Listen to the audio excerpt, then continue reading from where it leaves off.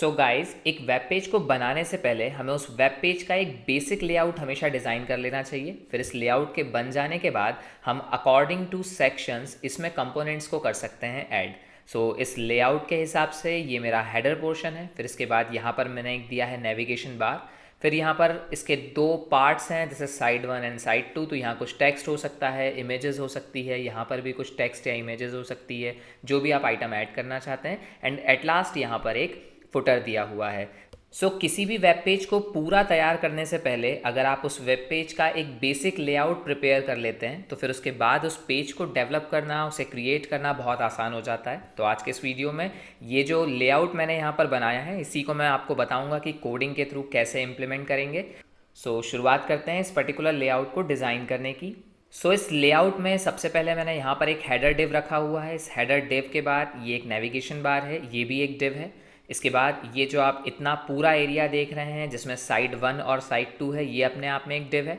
इस डिव के अंदर फिर अगेन दो डिव है, एक साइड 1 है और एक साइड 2 है। और इसके बाद फिर एक एट लास्ट बॉटम में एक और डिव है, दैट इज़ फुटर डिव। तो जितना समझ आया है उसे ज़रा यहाँ पर हम इम्प्लीमेंट कर लेते हैं। तो पहले मैं एक बना लेता हूँ डिव। इसे मैं क्लास असाइन कर देता हूँ हेडर, और इसके अंदर मैं लिख देता हूँ h1 माई हेडिंग। h1 को कर दीजिए क्लोज। अब इस डिव को भी कर दीजिए क्लोज। इसके बाद दूसरा डिव क्रिएट करें, that is the navigation bar div. तो इसकी क्लास में रख देता हूँ नेव बार, यहाँ लिखता हूँ मैं नेविगेशन बार। और अब इस डिव को भी कर दीजिए क्लोज। इसके बाद इन दोनों साइड 1 साइड 2 के लिए कंटेनर डिव बनाइए। तो मैं यहाँ कह देता हूँ डिव, इसकी एक क्लास लिख देते हैं हम मेन। और इसके बाद इस डिव के अंदर एक और डिव बनाइए। इस डिव की मैं क्लास रख देता हूँ साइड 1। यहाँ लिखता हूँ मैं h1 साइड 1 जो इसका कंटेंट है, और h1 को कर दीजिए क्लोज। अब इसके बाद इस डिव को भी कर दीजिए क्लोज। अब ये साइड 2 वाला डिव बना लीजिए। तो मैं यहाँ लिखता हूँ div class equals to side 2, और इसके अंदर भी मैं लिखता हूँ h1 में साइड 2, और h1 को कर दीजिए क्लोज। अब इस डिव को भी कर दीजिए क्लोज। अब इसके बाद ये जो पेरेंट डिव है जिसकी क्लास है मेन, इसे भी कर दीजिए यहाँ पर क्लोज। अब एक लास्ट डिव और बना ले विच इज़ फुटर। मैं कहता हूँ div class equals to footer. इसके अंदर कंटेंट में लिख देता हूँ फुटर, और इस डिव को कर दीजिए क्लोज। चलिए, इसके बाद मेरा बॉडी हो जाएगा बंद, और फिर मेरा HTML हो गया है क्लोज। एक बेसिक स्केलेटन मेरे इस पेज का बनकर तैयार है। इसे सेव करके एक बार चला कर देख लेते हैं कि ये कैसे दिख रहा है।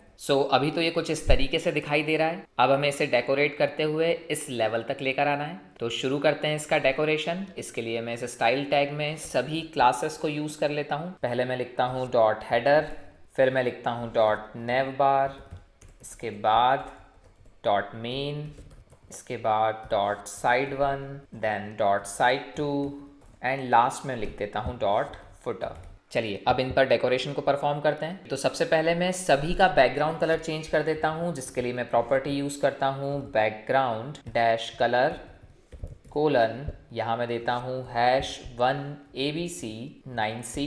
इसी के साथ इस नेव बार का भी मैं बैकग्राउंड कलर चेंज कर लेता हूँ। तो यहाँ लिखता हूँ मैं बैकग्राउंड डैश कलर, और यहाँ पर मैं वैल्यू देता हूँ #333। इसके बाद इस मेन का भी बैकग्राउंड कलर चेंज कर लेते हैं, और यहाँ पर मैं वैल्यू देता हूँ #AAA। साइड 1 के बैकग्राउंड कलर को कर लेते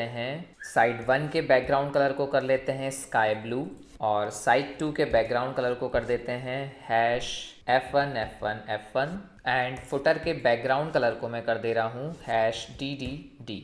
चलिए, इसे सेव करके एक बार चला कर देख लें अभी कैसा दिखाई दे रहा है।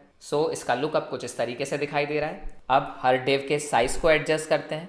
तो पहले मैं इस हेडर में इसकी हाइट को एडजस्ट करता हूँ, और मैं लिखता हूँ हाइट कोलन 200 पिक्सल्स। और ये जो माई हेडिंग का कलर है, इस कलर को मैं कर देता हूँ वाइट, और इसे अलाइन कर देता हूँ मैं सेंटर में। मैंने लिख दिया text dash align colon centre.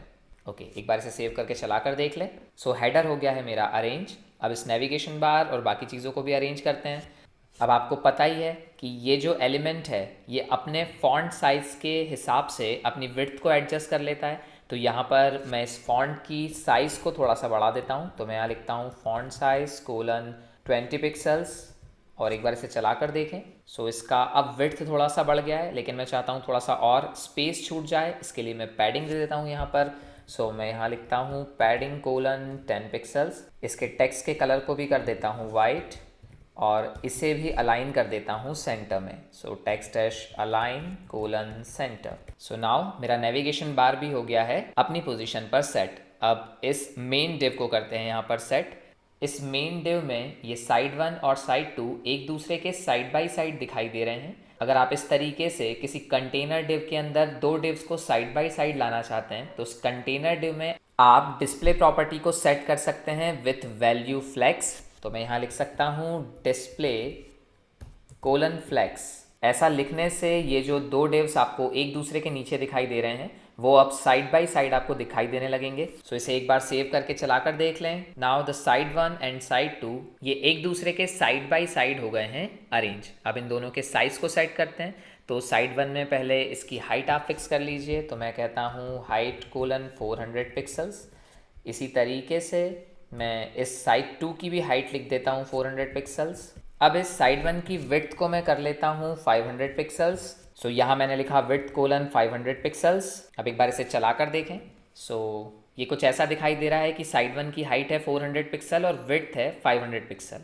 अब इस पर्टिकुलर साइड 2 को मैं उतनी विड्थ देना चाहता हूँ जितनी रिमेनिंग बच गई है।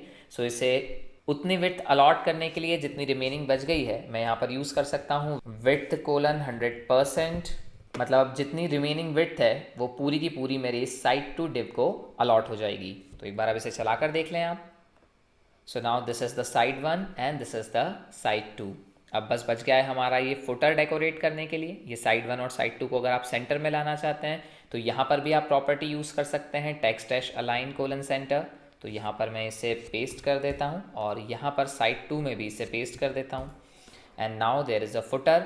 इस फुटर के लिए भी पहले आप इसके फॉन्ट साइज़ को थोड़ा सा बढ़ा लें। तो मैंने कहा font dash size colon 20 pixels और इसके बाद आप पैडिंग वैल्यू छोड़ दें। सो मैंने कहा पैडिंग कोलन 10 पिक्सल्स और अब इसे फाइनली हम चला कर देख लेते हैं। सो ये एक बेसिक लेआउट हमारे वेब पेज का हो गया है तैयार। अब अगर आप यहाँ पर नोट कर पा रहे हैं तो यहाँ पर ये एक बहुत कम मार्जिन छूटा हुआ है मेरे ब्राउज़र की बॉर्डर और इस वेब पेज के बीच में। तो अगर आप ये पर्टिकुलर मार्जिन को ख़त्म करना चाहते हैं सो आप CSS फाइल में होल बॉडी की मार्जिन को 0 सेट कर सकते हैं। इसके लिए मैं यहाँ पर लिख सकता हूँ बॉडी और इस बॉडी के बाद आप यहाँ लिख दीजिए मार्जिन कोलन 0।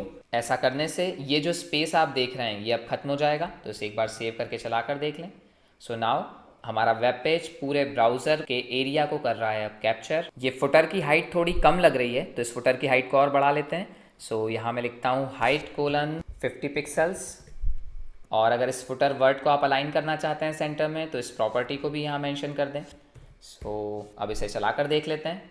सो नाउ इस फुटर की हाइट हो गई है 50 पिक्सल और ये फुटर टेक्स्ट भी हो गया है सेंटर में अलाइन। सो बेसिकली हम लोगों ने यहाँ पर एक वेबसाइट का या एक वेब पेज का बेसिक लेआउट तैयार कर लिया है। अब आप अपने हिसाब से कुछ कंपोनेंट्स को इन पर्टिकुलर सेक्शंस में ऐड करके या इन डिव्स में ऐड करके एक पर्टिकुलर प्लेस पर उसे अरेंज कर सकते हैं। अगर इस साइड 1 डिव में आप कुछ रखना चाहते हैं जैसे कोई इमेजेस या कोई टेक्स्ट तो आप उस इमेज की पोजीशन को एब्सोल्यूट कर दीजिए और इस साइड 1 की पोजीशन को रिलेटिव कर दीजिए। सो जो इमेज होगी वो इस साइड 1 के कंटेक्स्ट में अपने आप को अरेंज करने लगेगी। सो ये पोजीशन हम पहले ही डिस्कस कर चुके हैं। सो एक बार अगर आपका बेसिक लेआउट तैयार हो जाता है तो इसी बेसिक लेआउट में आपको कंपोनेंट्स को करना होता है ऐड और कंपोनेंट्स को ऐड करके उन्हें एब्सोल्यूट पोजीशंस दे के अकॉर्डिंगली यहाँ पर करना होता है एडजस्ट। सो गाइज अगर आपको ये वीडियो पसंद आया हो तो इसे लाइक और शेयर ज़रूर करें। साथ ही चैनल को सब्सक्राइब करना ना भूलें और HTML और CSS से जुड़े हुए नए वीडियोस के लिए हमारे साथ बने रहें। सो गाइज आज के लिए इतना ही। Bye bye. Thank you.